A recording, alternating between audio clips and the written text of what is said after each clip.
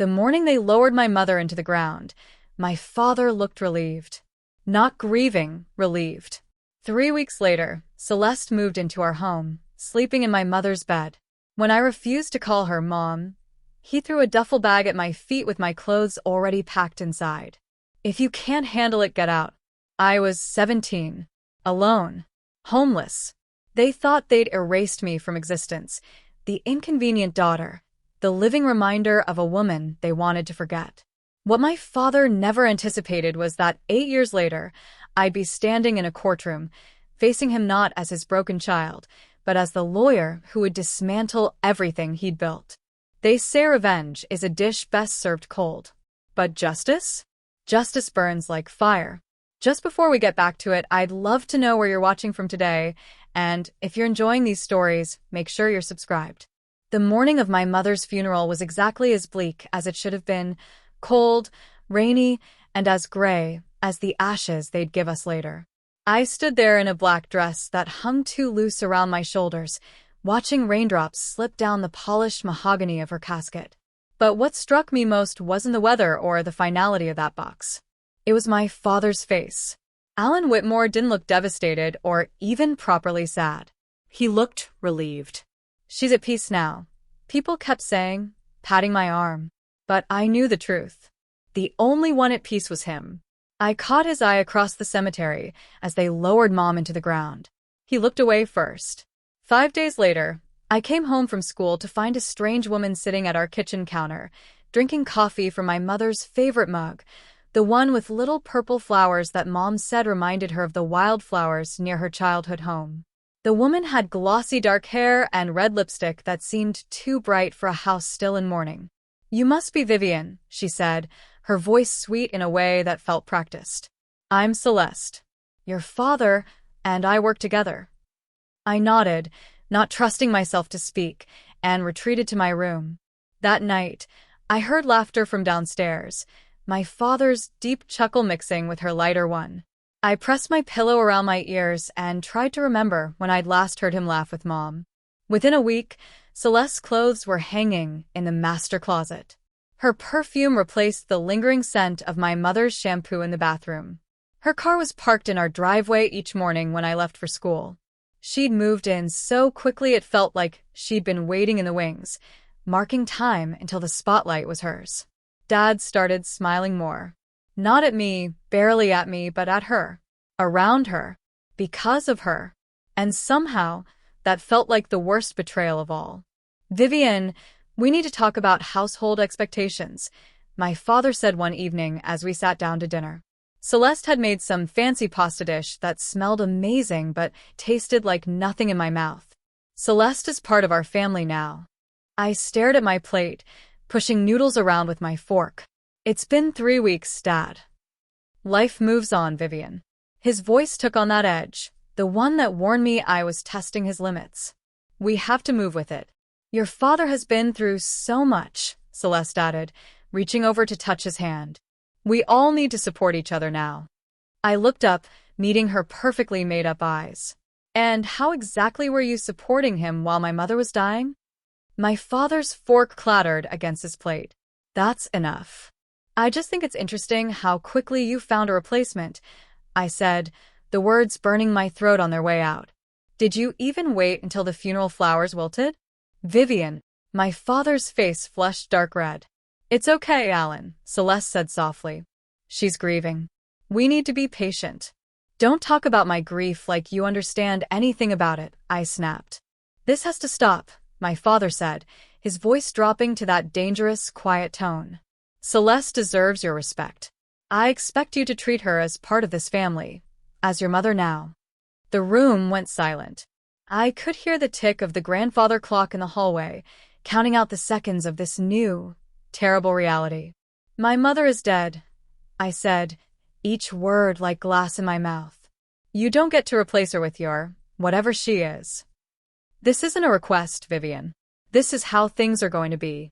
You will call her Mom, and you will show her proper respect under my roof." I stood up, my chair scraping against the hardwood floor. "I will never call her that. Never." "Sit down," my father growled. "We're not finished." "I think we are." If you can't handle the real world, Vivian, then get out. He stood up too, towering over the table, his face contorted with a rage I'd never seen before. He stormed from the dining room and up the stairs. I stood frozen, unable to process what had just happened. Celeste dabbed at her mouth with a napkin, not meeting my eyes. My father returned minutes later and threw a duffel bag at my feet. Some of my clothes spilled out onto the floor. He'd already packed for me. Dad, I whispered, the words strangled in my throat. I'm 17. Then act like it, he said coldly. When you're ready to be a part of this family, the way it is now, you can come back. I looked at Celeste, waiting for her to intervene, to say this was going too far. She just looked down at her plate. I picked up the bag with shaking hands and walked to the front door. I kept waiting for him to stop me, to call me back. The door closed behind me with a quiet click that somehow hurt more than if he'd slammed it. Outside, the evening air cut through my thin sweater. I had nowhere to go. I tried my best friend Mariah's house first. We'd been inseparable since elementary school. Surely her parents would let me stay for a few days until things cooled down. Her mother answered the door, her smile fading when she saw my tear-streaked face and the duffel bag. "Oh, Vivian, honey, I'm so sorry about what you're going through, but we can't get involved in family disputes," she said, not quite meeting my eyes. "We have college visits this weekend, and frankly, Mariah needs to focus on her future right now. Having you here would be a disruption." The door closed. I stood on their porch for a long moment, the word disruption echoing in my head. I texted Mariah, but she never responded. 8 years of friendship, erased in an instant. That night, I slept in the park shelter, the one where Mom used to take me for picnics when I was little. The wooden bench was hard, and every sound in the darkness made me jump. I huddled in my jacket, hunger gnawing at my stomach, shame burning in my chest. How had I become homeless in the span of a few hours? I couldn't stop the thoughts spinning through my head. What if he never let me come back? What about school? My college applications? How would I eat tomorrow? The questions piled up until I couldn't breathe around them. When dawn broke, I was still awake, shivering, my eyes swollen from crying. I walked to the public restroom to splash water on my face and try to make myself look normal. Not homeless. Not abandoned. "You look like you've had quite a night," said a gentle voice behind me. I spun around to see an elderly black woman watching me with kind but shrewd eyes. She wore a bright purple beret and carried a canvas tote bag full of books. "I'm fine," I said automatically. "And I'm the Queen of England," she replied with a soft smile. "I'm Eleanor Park. I used to run the library across from the high school. Now I just come to feed the birds and read in peace." She paused, studying me, "and occasionally help young women who shouldn't be sleeping in parks." I burst into tears, humiliating, gulping sobs that I couldn't control. She didn't try to hug me or shush me. She just waited, offering a clean handkerchief from her pocket. "My father kicked me out," I finally managed to say. She nodded as if this was exactly what she'd expected to hear. "I have a spare room. Well, more of an attic space, really. It's yours if you need it. Temporarily." I stared at her, suspicious through my tears. "Why would you help me? You don't know me." "I know enough," she said simply. "I know that child services would have a field day with a minor sleeping rough, and I know that system doesn't always help the way it should. I also know that you're wearing a Central High sweatshirt, which means you're nearly done with school. It would be a shame to derail that." Her home was small but immaculate, bookshelves lining every wall, the scent of cinnamon and old paper in the air. The attic room had a twin bed, a small desk under a window, and more books stacked neatly in the corners. "I have 3 rules," Eleanor said as she showed me where to put my things. "First, you finish high school, no excuses. Second, you apply to college, at least 3 schools. Third, you don't waste your mind on hate." I looked at her, confused by the last rule. "Anger is fuel," she explained, "but hate is poison. There's a difference." That night, she gave me a leather-bound journal and a good pen. "Write it all down," she said. "Everything you feel, everything you remember. Your mother's kindness. Your father's failings. Your own dreams. Words have power, especially the ones we write for ourselves. I filled 10 pages that first night, my handwriting jagged with emotion. I wrote about my mother's laugh, the way she used to tuck my hair behind my ear when I was studying, how she fought the cancer until she had nothing left to give. I wrote about my father's betrayal and Celeste's smug smile. I wrote until my hand cramped and my eyes burned. A week after I moved in with Eleanor, I took a detour on my way home from school. I walked past my old house, staying on the opposite side of the street. Celeste's red car sat in the driveway. Through the front window, I could see that the family photos on the mantel had been rearranged. My bedroom window, visible from the street, now had pink curtains instead of the blue ones my mother had made. I stood there until the sky darkened, watching the home that wasn't mine anymore. Then I turned and walked away, not looking back. The transition to Wilson High was brutal. Where Central had been all manicured lawns and college prep, Wilson was metal detectors and peeling paint. But it was the only school in the district that would take me mid-semester without asking too many questions about why I suddenly lived with someone who wasn't my legal guardian. I kept my head down, did my work, and sat in the back row of every class. I didn't make friends. I didn't join clubs. I existed in a state of suspended animation, alive but not living. Ms. Whitmore, my government teacher, Ms. Vale, called on me one day during a class debate about the Fourth Amendment. "You haven't contributed. What's your take?" I'd been half listening, but something about the student speaker's smug certainty about police search rights irked me. Before I could stop myself, I was on my feet, dismantling his argument point by point, citing 3 Supreme Court cases he'd conveniently ignored. When I finished, the room was silent. Ms. Vale looked at me with new interest. "Well," she said, "it seems we have a natural debater in our midst." After class, she asked me to join the debate team. I refused. "Why not?" she asked. "You clearly have the talent for it." "I don't have time," I lied. "Bull," she said bluntly. "You have the time. What you don't have is the courage." I flinched as if she'd slapped me. "You don't know anything about me. I know you argue like someone who's been silenced before," she said more gently. "Like someone with fire inside, looking for a place to burn clean instead of burning out." That night, I told Eleanor about Ms. Vale's offer. "Sounds like a good woman," Eleanor said. "Smart enough to see what you're hiding under all that quiet." "I'm not hiding anything," I muttered. Eleanor just raised an eyebrow and went back to her crossword. I joined the debate team the next day. And though I'd never admit it to Ms. Vale, it saved me. For the first time since my mother died, I had somewhere to direct all the words burning inside me. Between debate practice and maintaining my GPA, I barely had time to think about my father.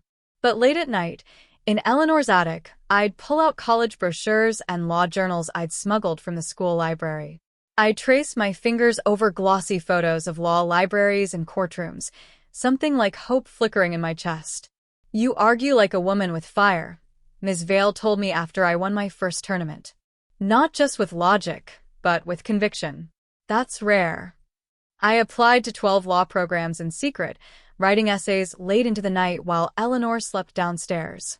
I never told her how many schools I'd applied to, only that I'd followed her rule about the minimum 3. One Saturday, I ran into Celeste at the grocery store. I froze by the produce section, hoping she wouldn't see me. She was with another woman, both of them laughing as they examined avocados. "It's been so much better since Alan's brat finally disappeared," Celeste said, her voice carrying clearly across the aisle. Though he had the nerve to ask if I thought we should check on her. As if I care where she landed. "Did he really throw her out?" the friend asked, sounding scandalized but thrilled by the gossip. "Well, she left on her own, technically," Celeste shrugged. "But good riddance. Now I don't have to look at her judging me every day with those eyes, just like her mother's." I abandoned my half-filled basket and left the store, my chest tight with fury. But something had shifted. I wasn't just hurt anymore. I was determined. I would make something of myself, and someday they would regret underestimating me. The state debate championship came in the spring. My topic was wrongful termination and workers' rights. As I delivered my closing argument, I spotted Miss Vale in the audience, tears streaming silently down her face. I won first place. That same week, I received my first college acceptance letter. Then another. And another.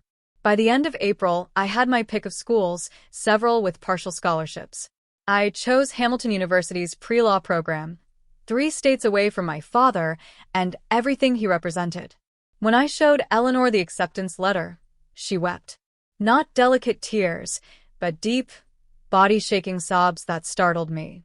"I'm sorry," she said, wiping her eyes. "It's just, I'm so proud of you, child. So proud."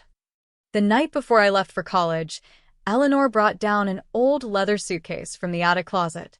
"This was my husband James's," she said, running her hand over the worn leather. "He was a good man. A teacher. He believed in potential, in seeing what someone could become, not just what they were at their worst moment." She pushed the suitcase toward me. "You carry our hopes with you, Vivian. Mine and his." I hugged her fiercely, this woman who had saved me when no one else would. The first year at Hamilton nearly broke me. The workload was crushing, the competition cutthroat, and the other students seemed so much more prepared. I failed my first mock trial so spectacularly that my professor suggested I reconsider my career aspirations. I called Eleanor in tears, ready to quit. "So quit," she said calmly. "What? I wasn't expecting that. If one failure is enough to make you give up, then quit now. Save yourself the trouble." "I thought you'd tell me to keep going," I said, hurt by her bluntness. "Why should I need to tell you that?" she asked. "Either the fire is yours or it isn't. No one can stoke it for you forever." I hung up angry, but her words lingered. The next day, a girl from my constitutional law class approached me in the library. "I'm Daphne," she said, dropping her books next to mine. "You look like you were about to cry or commit murder in class yesterday, and honestly, both are valid responses to Professor Michaels. Want to study together?" Daphne Costa became my first real friend since Mariah. She was brilliant, relentlessly positive, and completely unimpressed by the cutthroat atmosphere of pre-law. She helped me stay afloat when I thought I might drown. "You need to stop trying to be perfect," she told me one night as we crammed for finals. "Half these people are only here because their daddies paid for it. You earned your spot. Own it." During spring break, while most students went home or to beaches, I visited the local courthouse. A wrongful eviction case caught my attention, an elderly woman being forced out of her apartment by a development company. I attended every hearing, taking detailed notes, watching how the woman's attorney fought for her. For the first time in months, I felt that fire inside me burn clean and bright. 3 years later, I landed a coveted summer internship at Lockbridge and Bell, a prestigious firm known for its civil rights litigation. My days consisted of endless coffee runs, document filing, and observing depositions from the back of the room. But I loved every minute of it, the urgency, the precision, the sense of purpose.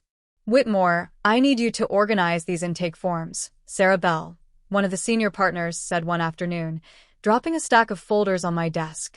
"New cases, potential conflicts of interest checks." I nodded and began sorting through the paperwork. Halfway through the stack, a name caught my eye: Eleanor Moore versus Whitmore Ventures. My hands froze over the folder. Whitmore Ventures. My father's company. I flipped open the file. Eleanor Moore was a 78-year-old widow suing Whitmore Ventures for property fraud. According to her statement, she'd been pressured into signing over her family home while heavily medicated after surgery. The development company had claimed they were just updating her mortgage paperwork. At the bottom of the complaint was my father's signature, Alan Whitmore, CEO.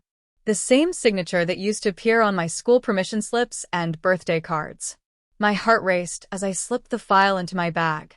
After work, I stayed late, using the firm's resources to dig deeper into Whitmore Ventures. What I found made me sick.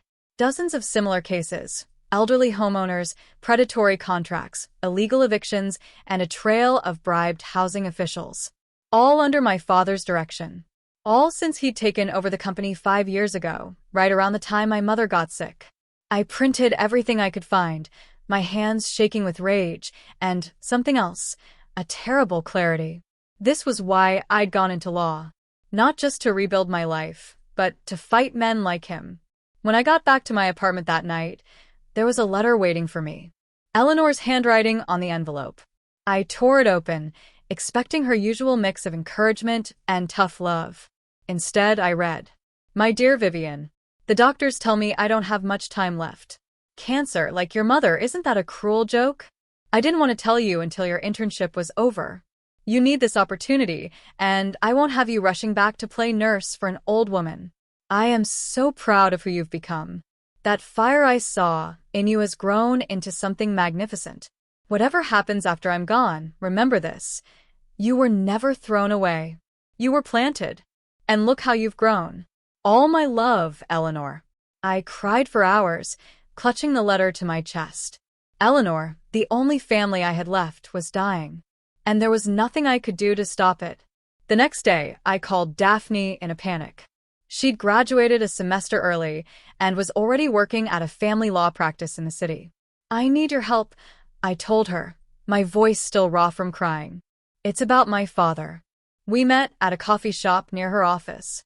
I laid out everything: the Eleanor Moore case, my father's company, Eleanor's letter, and the terrible symmetry of it all. Daphne listened without interrupting, her expression growing darker. "There's more," she said when I finished.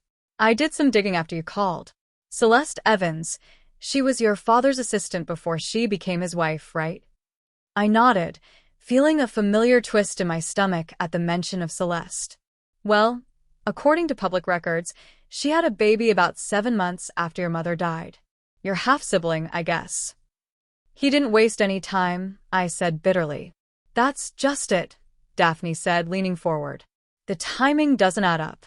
If they only got together after your mom died, the baby would have been premature. But there's no record of NICU stays or complications. Viv, I think Celeste was pregnant while your mother was still alive." The world tilted sideways. My father hadn't just replaced my mother, he'd betrayed her while she was dying. While we were all sitting in hospital rooms, watching her waste away, he was starting a new family. "There's something else," Daphne continued, her voice gentler now. "I found financial records for a joint charity your parents established, the Catherine Whitmore Memorial Fund for Cancer Research. Your father has been systematically draining it for years, funneling the money into Whitmore Ventures. He named a charity after her and then stole from it." My voice sounded strange in my own ears. "I need proof." "Already working on it," Daphne said. "But Viv, you need to be careful. This goes beyond family drama now. If even half of what we suspect is true, your father could face serious charges." Back at the firm, I couldn't focus. The Eleanor Moore file seemed to burn through my desk drawer. I should turn it over, recuse myself due to the obvious conflict of interest. But something stopped me. During my lunch break, I visited Judge Arthur Grimshaw, a semi-retired jurist who occasionally consulted for Lockbridge and Bell. He'd known my mother. They'd served on a hospital board together years ago. "Judge Grimshaw," I said, sitting across from him in his cluttered office. "I need advice." I told him everything: who my father was, what I discovered, and my impossible position. "You know you can't handle this case yourself," he said when I finished. "The conflict of interest is massive." "I know," I said, deflating. "But," he continued, eyes twinkling, "you could work with someone who can. As a research assistant, perhaps. Off the books." "Is that ethical?" I asked. "Ethical?" He laughed. "No. But neither is what your father's done to these people. Sometimes justice needs a little creative interpretation." That afternoon, Sarah Bell called me into her office. My heart sank. She must have discovered I'd taken the Moore file. "Vivian," she said, gesturing for me to sit. "I've been impressed with your work this summer." "Thank you," I said cautiously. "So impressed that I'd like to offer you an associate position after graduation. It's unusual, but your professors speak highly of you, and we could use someone with your drive." I blinked in surprise. "I don't know what to say." "Say yes," she smiled. "But there is one condition. I noticed you took an interest in the Moore case. That needs to go to someone else." We can't have even the appearance of personal vendettas at this firm. I stared at her. You know who I am. I make it my business to know everything about potential hires, she said simply. Your connection to Alan Whitmore is a liability in this case. Drop it, and the associate position is yours. It should have been an easy choice. The position at Lockbridge and Bell was everything I'd worked for: security, prestige, a path forward. But all I could think of was Eleanor Moore, Eleanor's letter, and my mother's charity, pillaged by the man who claimed to love her. I'm sorry, I said, standing up. I can't do that. Sarah's eyebrows rose. You're turning down the position? I'm turning down the condition, I said. I want justice, not titles. I walked out of her office, knowing I'd just torched the biggest opportunity of my career. But for the first time in 8 years, I felt truly like my mother's daughter. That night, I called Eleanor Moore and introduced myself. I want to represent you independently, I told her. And I think you should know who you're working with. There was a long silence after I explained who my father was. Well, she finally said, her voice warm and weathered. Isn't that a twist of fate? I think we'll work together just fine, Ms. Whitmore. The courtroom felt both smaller and larger than I'd imagined. Smaller in its physical dimensions, larger in the weight of what was about to happen. I adjusted my navy blazer, smoothing invisible wrinkles as Eleanor Moore settled beside me at the plaintiff's table. The gallery behind us filled with reporters and curious onlookers drawn by the unusual nature of the case. You look pale, Eleanor whispered, her weathered hand covering mine briefly. Remember to breathe. I nodded, keeping my eyes on my neatly arranged files. I didn't want to look up until I absolutely had to, until I could face him with all my armor in place. The bailiff's voice rang out. All rise. The Honorable Judge Patricia Winters presiding. As we stood, the door at the back of the courtroom opened. I knew it was him before I turned. Some part of me, that abandoned 17-year-old girl, could still feel his presence like a cold draft. Alan Whitmore strode in, flanked by 3 attorneys in expensive suits. He looked older, his hair more silver than brown now, but still carried himself with that same confident authority that had once seemed so impressive to me. Celeste followed close behind, her hand protectively on her rounded stomach, pregnant again, apparently. Our eyes met across the room. His narrowed slightly, recognition giving way to something harder.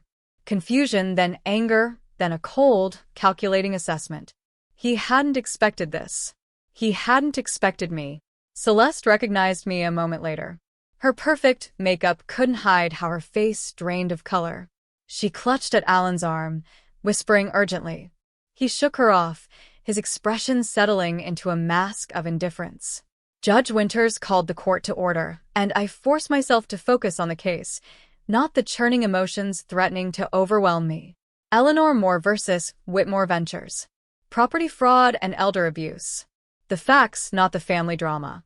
The opening statements went as expected, my careful outline of the deception practiced against an elderly widow, the defense's dismissal of Eleanor as confused and opportunistic. I kept my voice steady, my arguments precise. I didn't mention my connection to the defendant. That revelation would come soon enough. During the first recess, I headed to the restroom to splash cold water on my face. As I exited, Alan was waiting, blocking my path. What exactly do you think you're doing? His voice was low, meant only for me. My job, I replied, hating how my heart raced. Representing my client. This is what you became? Someone who uses the courts for personal vendettas. I looked at him directly, forcing myself not to shrink under his gaze. Interesting you'd assume this is personal. It suggests you know your company's actions were wrong. You'll lose, he said, stepping closer. And no one will believe a bitter little girl trying to punish her daddy. I'm not that little girl anymore, I said quietly. And you're not my daddy. You made that very clear 8 years ago. A muscle twitched in his jaw. I gave you a choice. You chose to leave. You threw my clothes at me in a duffel bag. I corrected him. I was 17. You were impossible, he snapped. Just like your mother. Always judging, never understanding what it takes to build something. To protect what matters. Is that what you told yourself while she was dying? While you were sleeping with your assistant? His face darkened, and for a moment, I thought he might actually strike me. Instead, he laughed, a harsh, ugly sound. You know nothing about my life or my choices. I know enough, I said, echoing Eleanor's words from all those years ago. Now, if you'll excuse me, I have a case to win. Back in the courtroom, Eleanor took the stand. She was magnificent, clear-eyed and dignified as she described how representatives from Whitmore Ventures had visited her hospital room hours after her hip surgery, while she was still heavily medicated. They said they were just updating my mortgage paperwork, she testified. I could barely read the documents, but the young man, she pointed at one of Alan's associates, assured me it was routine. 2 weeks later, I received an eviction notice. They'd had me sign over my deed. Alan's lead attorney, Brandon Williams, tried to discredit her during cross-examination. Mrs. Moore, isn't it true that you've had memory issues in recent years? That your own daughter suggested assisted living. My daughter lives in Arizona and visits once a year, Eleanor replied crisply. And occasionally forgetting where I put my reading glasses is quite different from forgetting I signed away the home my late husband and I paid off 30 years ago. A ripple of appreciative laughter ran through the courtroom. Even Judge Winters's mouth twitched. The next day, Celeste took the stand as a character witness for Whitmore Ventures. She painted a glowing picture of the company's community involvement and Alan's personal integrity. Everything was perfectly rehearsed until I began my cross-examination. Mrs. Whitmore, I said, the name tasting bitter on my tongue, you testified that you've been involved with Whitmore Ventures for approximately 7 years. Is that correct? Yes, she said confidently. Since shortly after Alan and I became involved. And when was that exactly? She shifted slightly. After his first wife passed away. So, you weren't working as his executive assistant while Catherine Whitmore was still alive?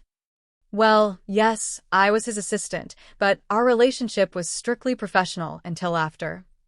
Yet in your deposition last month, you stated you began working for Mr. Whitmore 5 years ago. I interrupted, sliding the transcript across to her. Which would be 2 years after Catherine Whitmore's death. Celeste flushed. I misspoke in the deposition. Did you misspeak just now as well? Because both statements can't be true. Objection. Williams called out. Relevance. Mrs. Whitmore is here as a character witness for the defendant, I explained to the judge. I'm establishing that her testimony is inconsistent and therefore unreliable. Judge Winters nodded. Overruled. The witness will answer. Celeste's mask slipped, revealing a flash of the calculating woman beneath. I don't see what my employment dates have to do with this case. Let me be clearer then, I said, approaching the witness stand. You've testified about the integrity of Whitmore Ventures based on your close association with the company. I'm questioning the accuracy of that association, and by extension, your credibility as a witness. By the time she stepped down, Celeste's testimony was in tatters. As she returned to her seat, I caught her whispering furiously to Alan, her face tight with fury. The next day brought a surprise I hadn't anticipated. Ms. Vale, my old debate coach, arrived to support me, sitting directly behind our table. Seeing her familiar face, older now, her dark hair streaked with silver, gave me a surge of confidence. But that confidence wavered when the defense called their next witness, Professor Harlow, my constitutional law professor from Hamilton. He testified that I had shown disturbing obsessive tendencies and a troubling fixation on cases involving family disputes. Objection. I stood so quickly my chair nearly toppled. This testimony is irrelevant to the case at hand. On the contrary, Williams argued smoothly, Ms. Whitmore's psychological state is directly relevant when considering her motivations in bringing this case. I didn't bring this case, I countered. Mrs. Moore did. I'm merely her counsel. Judge Winters considered for a long moment. I'll allow limited testimony regarding counsel's professional conduct, but tread carefully, Mr. Williams. This isn't a trial of Ms. Whitmore's character. Later, Daphne slipped me a note. Harlow received a $50,000 research grant from Whitmore Ventures last month. Just found the transfer. Two could play this game. The next morning, I filed a motion to introduce new evidence, a DNA test. Your Honor, I addressed the court.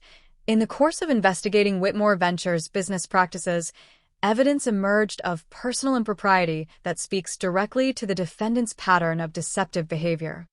Williams was on his feet instantly. Objection. This is clearly a fishing expedition designed to embarrass my client. I'm not interested in embarrassment, Your Honor. I'm establishing a pattern of fraud and misrepresentation that extends beyond business practices. Judge Winters frowned. Approach the bench, both of you. At the sidebar, I explained in hushed tones. DNA evidence indicates that Mr. Whitmore's first child with Celeste Evans Whitmore is not biologically his, despite his name on the birth certificate and his public acknowledgement of paternity.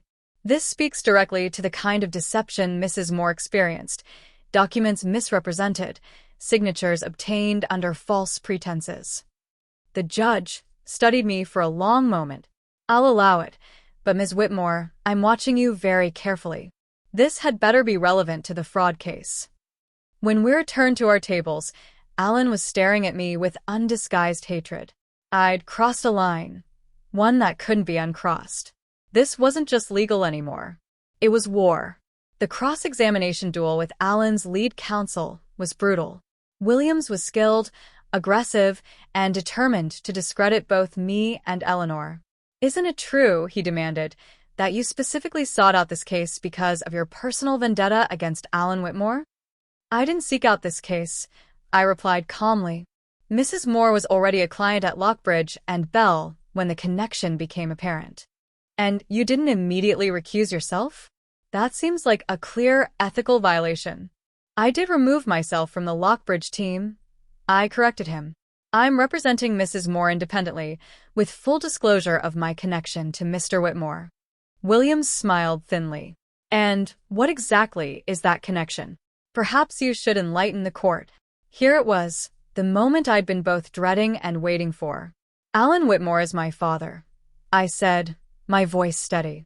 He disowned me when I was 17, shortly after my mother's death. I haven't spoken to him in 8 years until this week. A murmur ran through the courtroom. Williams looked pleased, as if I'd walked right into his trap. So, you admit this is personal? That you're using this court to settle a family grudge?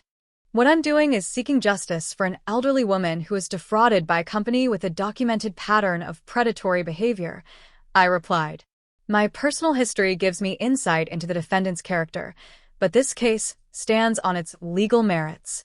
Williams changed tactics, producing a thick folder. Your Honor, I'd like to introduce evidence regarding Ms. Whitmore's mental health history. My blood ran cold. Objection. My medical history is privileged and irrelevant. Not when you were treated for obsessive behavior and delusional thinking, Williams countered. And not when you've inserted yourself into this case in a clear conflict of interest. Judge Winters frowned. I'll review this evidence in chambers before ruling on its admissibility. During the recess, I sat alone in a conference room, my hands shaking. They had fabricated a mental health report. There was no other explanation. I'd never been treated for anything beyond the occasional stress headache. Daphne burst in, her face flushed with excitement. We got him. The second DNA test came back. It's conclusive. The child isn't his. It won't matter if they convince the judge I'm mentally unstable, I said numbly. They won't, she assured me. I've been doing some digging on Williams. He's been involved in evidence tampering before, nearly got disbarred 5 years ago. I've filed a motion questioning the authenticity of their mental health report. Plus, I've got 3 of your professors ready to testify about your exemplary character and academic record.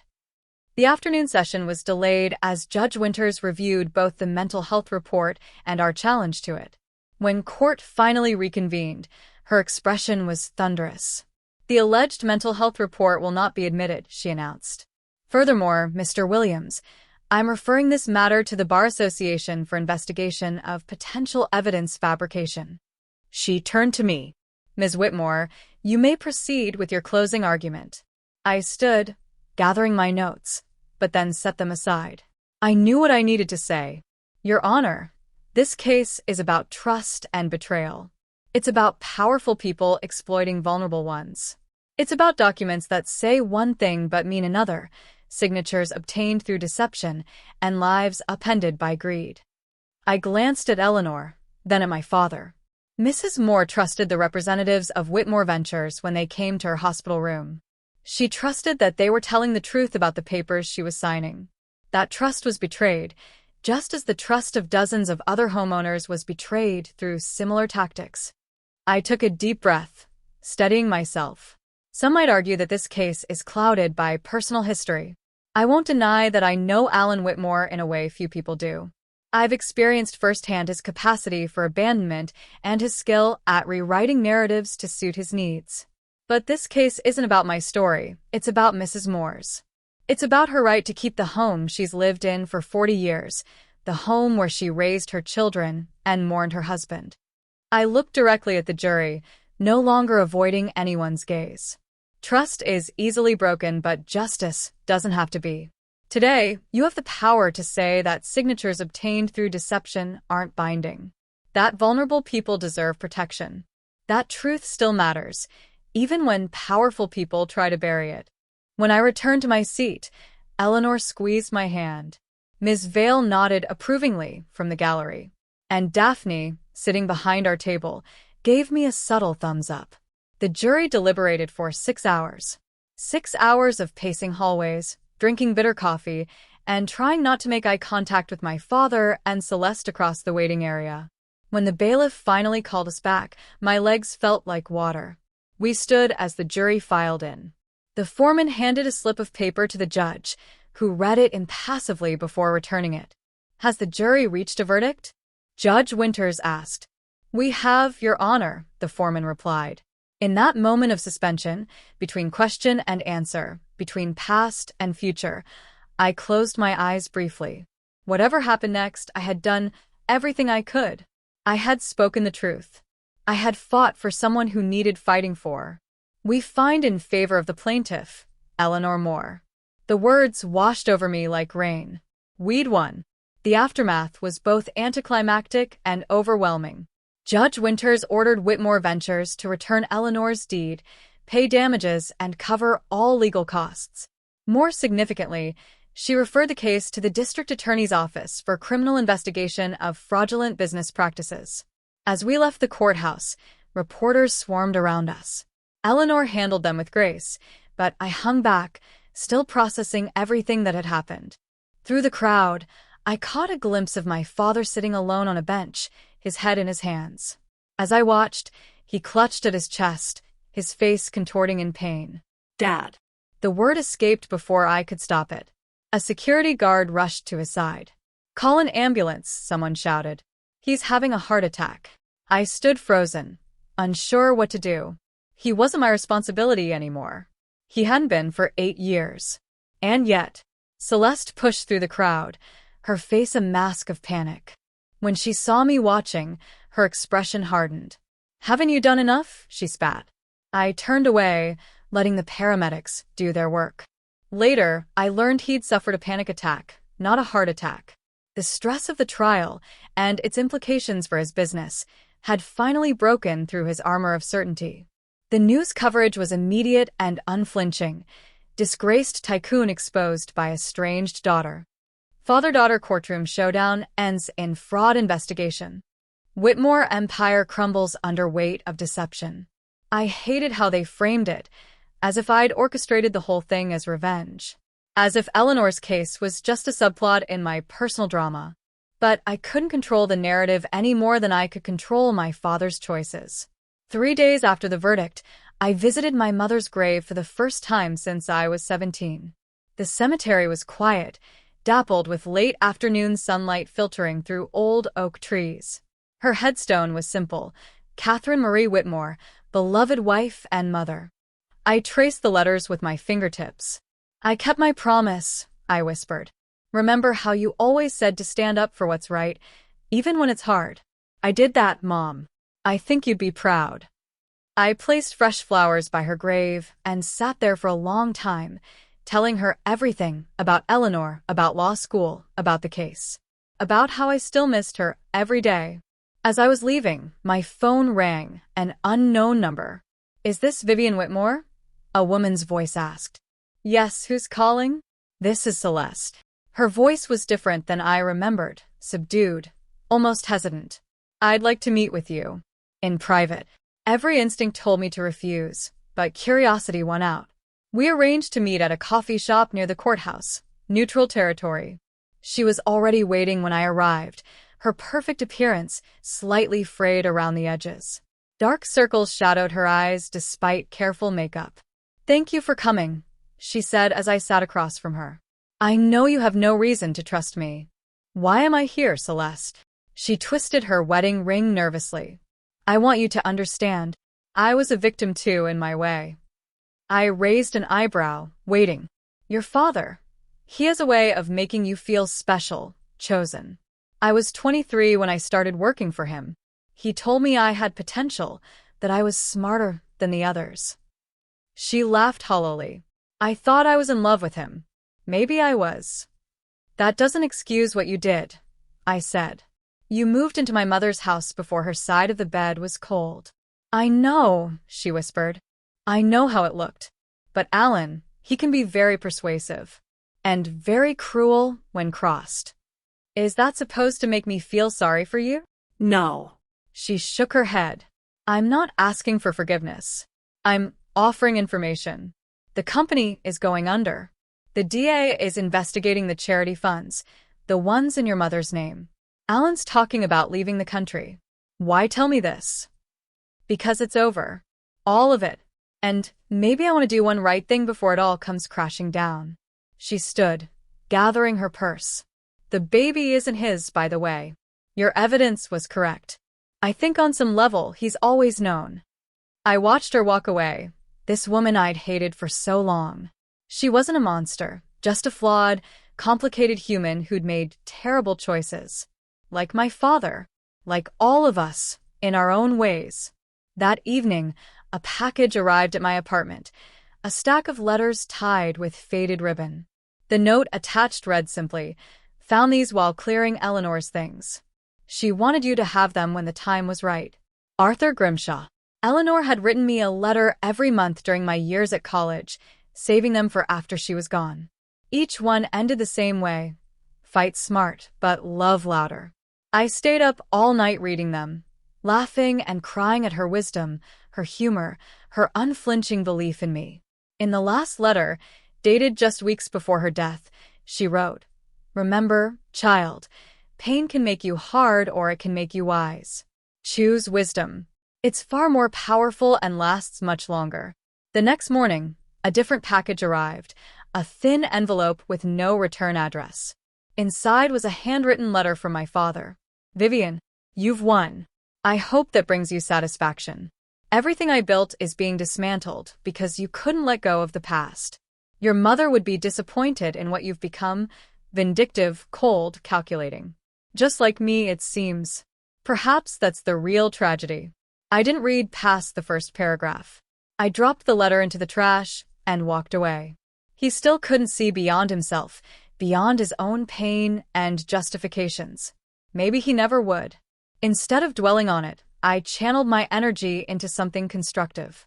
Using part of my fee from Eleanor's case, I established a small scholarship fund in Eleanor's name for displaced youth needing educational support. It wasn't much, but it was a start. I was reviewing applications for the first scholarship when Daphne burst into my apartment without knocking, waving her left hand frantically. "He asked," she squealed, flashing a diamond ring. "Jason finally asked." I leapt up to hug her, genuinely thrilled. Daphne and Jason had been dating since our second year of law school, and their relationship was one of the few stable, healthy ones I'd witnessed up close. "About time," I laughed. I was starting to think he'd never work up the courage. "I need you to be my maid of honor," she said, grabbing both my hands. "Please say yes." Tears sprang to my eyes, not from sadness, but from the simple, unexpected joy of being included in someone else's happiness. "Of course," I managed. "I'd be honored." That night, I sat at my kitchen table with a stack of legal forms. For years, I'd carried my father's name like an unwanted inheritance. Whitmore. It connected me to him, to his actions, to a family that had discarded me. It was time to choose my own name. I filled out the paperwork carefully. Vivian Catherine Whitmore would cease to exist. In her place would be someone new, someone of my own making. Vivian Ellen Park. I introduced myself at my next hearing, a pro bono case representing a teenage runaway fighting for emancipation. The judge glanced up from his papers. I thought your name was Whitmore, counselor. I've recently changed it, Your Honor, I explained, to honor the women who truly shaped me. My new name felt right, a tribute to my mother Catherine, whose middle name I'd kept as my own, and to Eleanor Park, who had saved me in every way that mattered. 6 months after the Whitmore Ventures case, I was invited to guest lecture at Hamilton University Law School. Standing at the podium, looking out at the sea of eager faces, I recognized myself in them. The hunger for justice, the belief that law could be a tool for good. The law is powerful, I told them, but it's also deeply human. It's created by people, interpreted by people, and ultimately it serves people, or it should.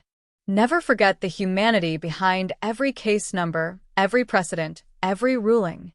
After the lecture, a young woman approached me hesitantly. Miss Park? I don't know if you remember me, but we went to high school together. I'm Mariah Bennett. I stared at her, momentarily speechless. Mariah, my former best friend who had disappeared from my life when I needed her most. I remember, I said finally. I've been following your career, she said, shifting uncomfortably. What you did in the Whitmore case was incredible. Thank you. I wanted to say I'm sorry. For what happened back then. For not standing up to my parents when they turned you away. I was a coward, and I've regretted it ever since. I studied her face. Older now, more defined, with faint lines around her eyes that hadn't been there at 17. We'd both grown up. We'd both been shaped by our choices, and the choices others made for us. Thank you for saying that, I said, surprising myself with how easily forgiveness came. It was a difficult time for everyone. Could we maybe get coffee sometime? She asked. Catch up properly? I nodded. I'd like that. The Eleanor Moore case changed everything, not just for me, but for dozens of other victims of Whitmore Ventures. It became legal precedent in 3 subsequent fraud cases, cited as a landmark example of predatory business practices targeting vulnerable populations. I received interview requests from major outlets, but I turned most of them down. This wasn't about publicity for me. It was about the work. In the quiet evenings, I developed a new ritual, sitting on my small apartment balcony with a cup of tea, reading one of Eleanor's favorite books, Middlemarch. Their eyes were watching God.